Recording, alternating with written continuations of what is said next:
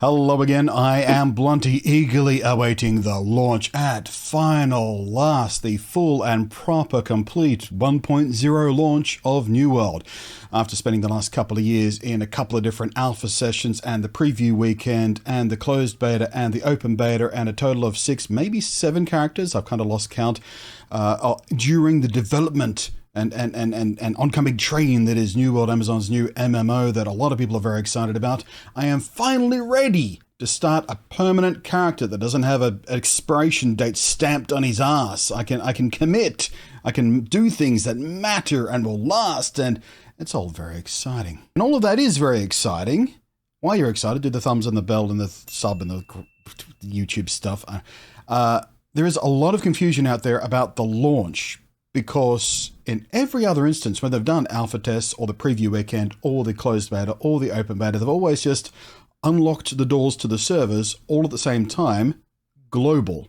It made it really easy to figure out what was going on. They're not doing that for launch, rather frustratingly, which isn't unheard of. A gradual global rollout, even for a online MMO, isn't a brand new concept. Others have done it before, and it can make a certain amount of sense when it comes to managing the rollout to make sure everything's going smoothly, except for the fact that when they listed the times, they listed them all in consistent time, just Pacific time. So a lot of people are very confused about that for a start.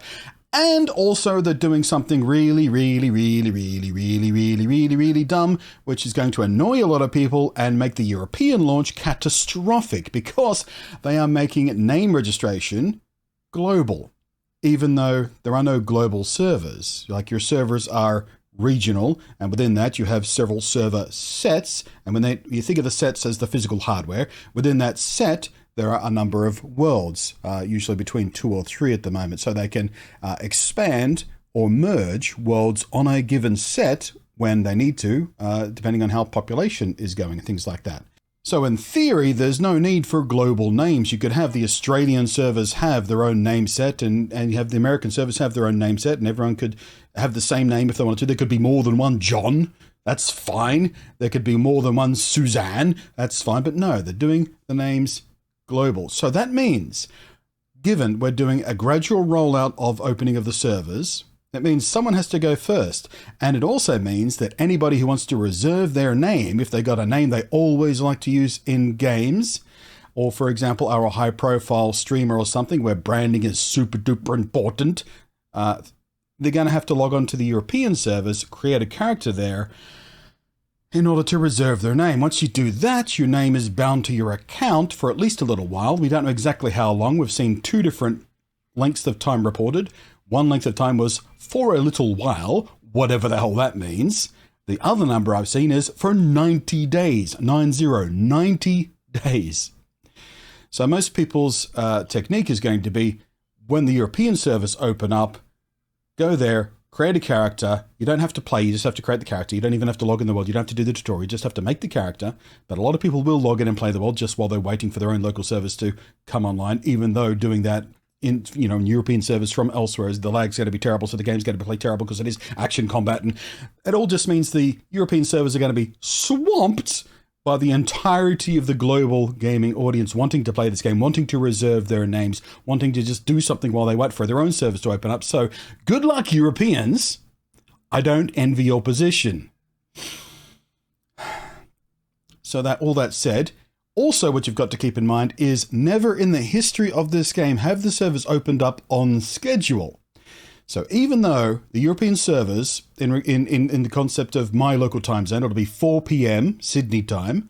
For those of you wondering what it is in your local time, I'll have a pinned comment down below with some time conversions and stuff for you, or one set of times you can do your own conversions off, whatever.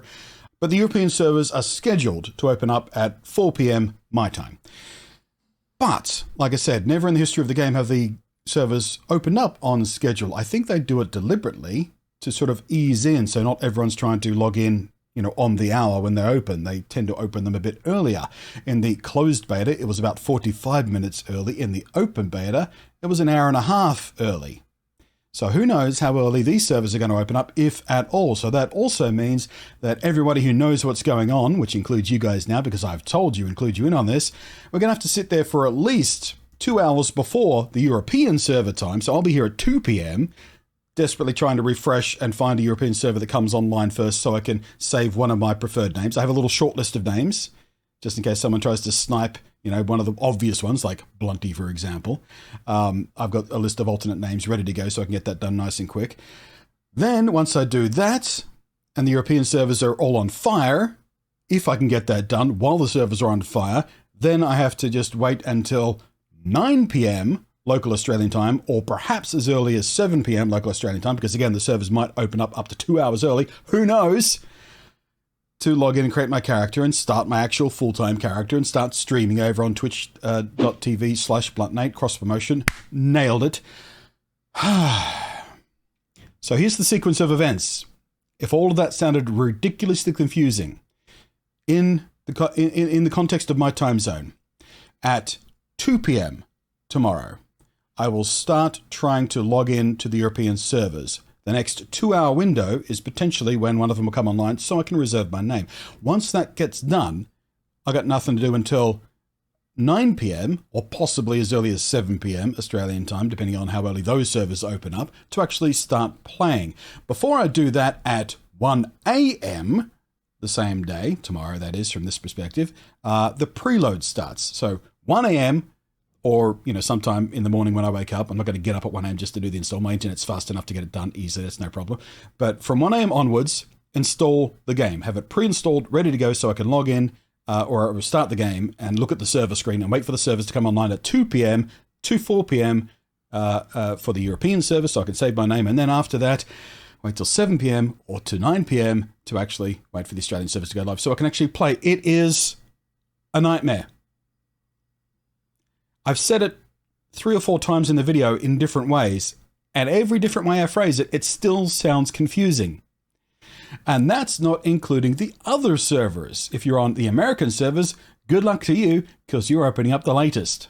Don't even know the time off the top of my head for that. But again, it'll be in the pinned comment down below. So,